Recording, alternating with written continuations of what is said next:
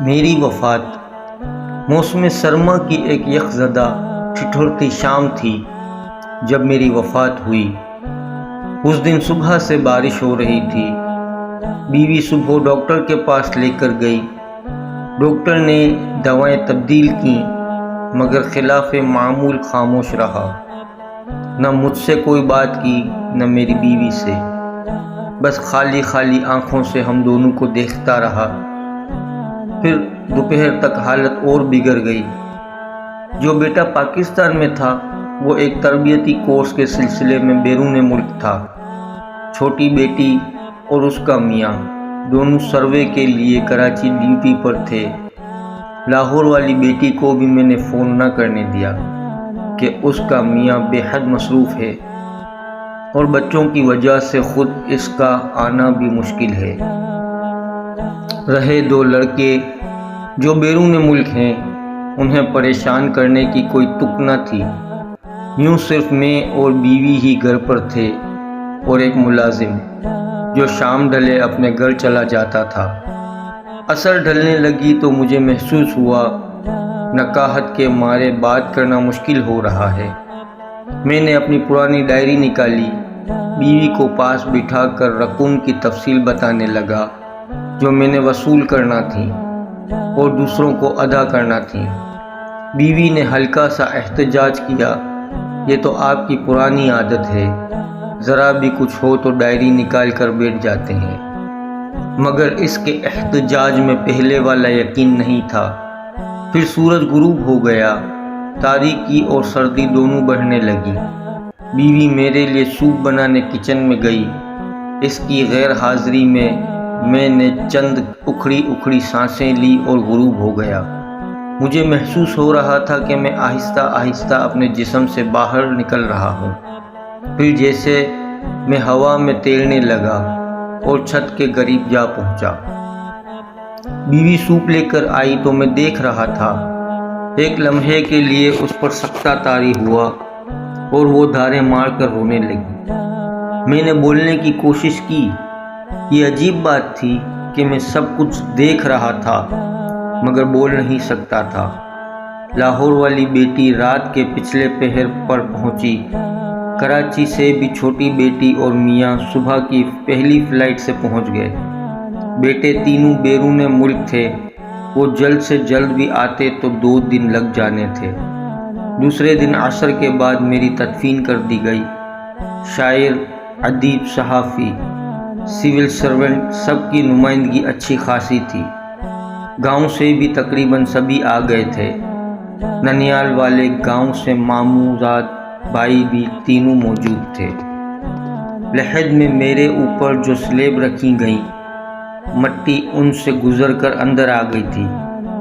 بائیں پاؤں کا انگوٹھا جو آرتھرائٹس کا شکار تھا، مٹی کے بوجھ سے درد کر رہا تھا۔ پھر ایک عجیب کیفیت طاری ہو گئی، شاید فرشتے آن پہنچے تھے۔ اسی کیفیت میں سوال جواب کا سیشن ہوا۔ یہ کیفیت ختم ہوئی، محسوس ہو رہا تھا کہ چند لمحے ہی گزرے ہیں، مگر فرشتوں نے بتایا کہ 5 برس ہو چکے ہیں۔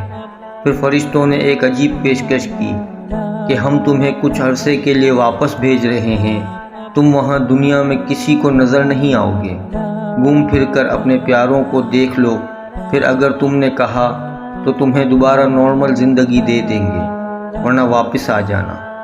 میں نے یہ پیشکش غنیمت سمجھی اور فوراً ہاں کر دی۔ یہ الگ بات ہے کہ فیصلہ پہلے ہی ہو چکا تھا۔ پھر ایک مدہوشی کی حالت چھا گئی۔ آنکھ کھلی تو میں اپنی گلی میں تھا۔ آہستہ آہستہ قدم اٹھاتا اپنے گھر کی جانب چلا۔ راستے میں کرنل صاحب کو دیکھا، گھر سے باہر کھڑے تھے، اتنے زیادہ بھورے لگ رہے تھے۔ خواجہ صاحب بیگم کے ساتھ واک کرنے نکل رہے تھے۔ اپنے مکان کے گیٹ پر پہنچ کر میں ٹھٹک گیا۔ میرے نام کی تختی ہی غائب تھی۔ پورش میں گاڑی بھی نہیں کھڑی تھی۔ وفات سے چند ہفتے پہلے تازہ ترین ماڈل کی گاڑی خریدی تھی، چمڑے کی اوریجنل سیٹیں تھیں۔ دھچکا سا لگا، گاڑی کہاں ہو سکتی ہے؟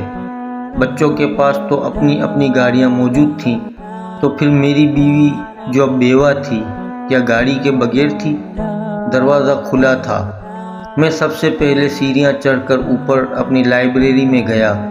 یہ کیا کتابیں تھیں نہ الماری، رائٹنگ ٹیبل، اس کے ساتھ والی مہنگی کرسی، صوفہ، اعلیٰ مرکزی ملازمت کے دوران جو شیلڈیں اور یادگاریں مجھے ملی تھیں اور الماریوں کے اوپر سجا کر رکھی ہوئی تھی، بے شمار فوٹو البم، کچھ بھی تو وہاں نہ تھا۔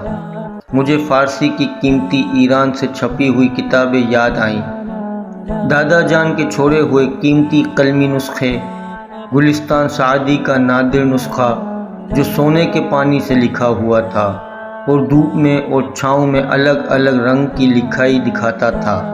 دادا جان اور والد صاحب کی ذاتی ڈائریاں سب غائب تھیں۔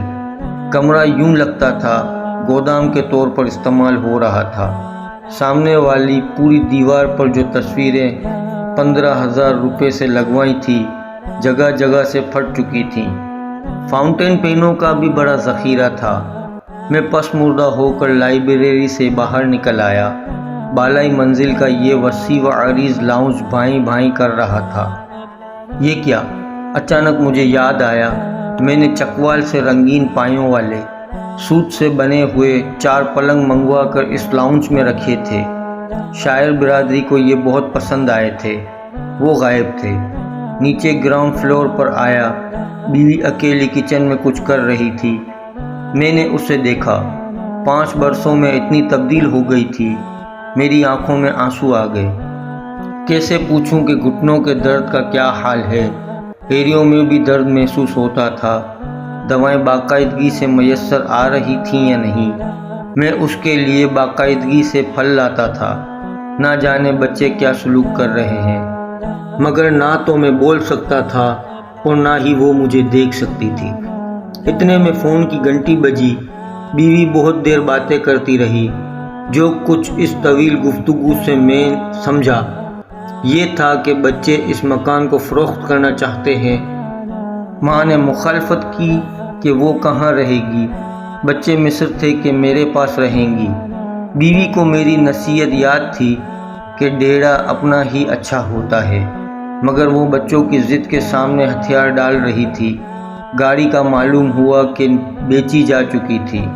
بیوی نے خود ہی بیچنے کے لیے کہا تھا کہ اس سے ایک چھوٹی آلٹو ہی کافی ہوگی۔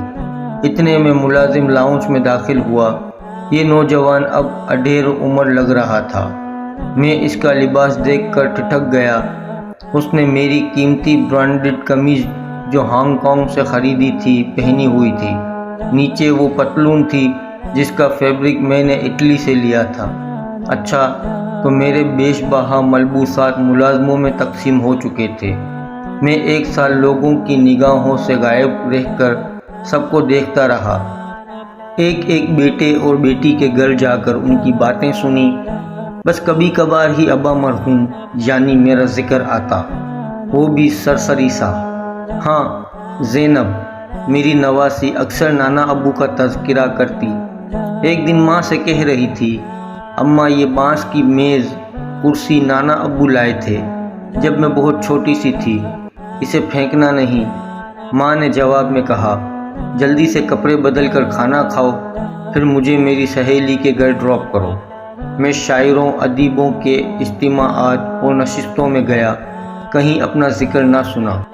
وہ جو بات بات پر مجھے جدید غزل کا ٹرینڈ سیٹر کہا کرتے تھے جیسے بھول ہی تو چکے تھے۔